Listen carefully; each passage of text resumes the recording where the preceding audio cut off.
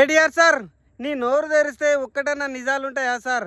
మొత్తం fake వార్తలే, fake మాటలు మాట్లాడుడే. నీ సోషల్ మీడియా ఒక ఫేక్ సోషల్ మీడియా, నీ పార్టీ ఒక ఫేక్ పార్టీ, నువ్వు ఒక ఫేక్ రావు. అందుకే నేను డ్రామా రావు కేటీఆర్ అనుడు కంటే ఒక ఫేక్ రావు అంటే ఇంకా మంచి పేరేమో నీకు కరెక్ట్ సూటబుల్ అవుతుంది.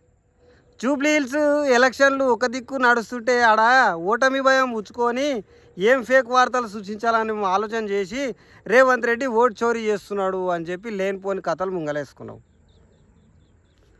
అసలుగా ఆడ పోయి చూస్తే నువ్వు కంప్లైంట్ ఇచ్చిన తర్వాత పోయి ఈసీ పోయి ఎంక్వైరీ చేసి చూస్తే ఆడ 43 ఓట్లు ఆ బిల్డింగ్లో ఉన్నాయి నిజమే.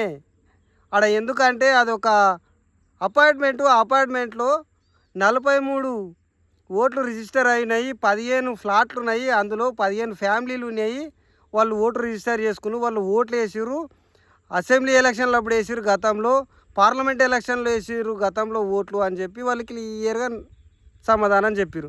ఇప్పుడు ఏడబెట్టుకుంటావు సార్ నీ వార్తలను? ఫేక్ రావే కదా నువ్వు మొత్తం. కొంచెం అన్నా వెనక ముందు ఆలోచన చేయవు, నోటికి ఏది వస్తే అది వాగుతావు, అడ్డంగా దొరికిపోతావు. దొంగ దొరికినట్టు దొరికిపోతావు అడ్డంగా.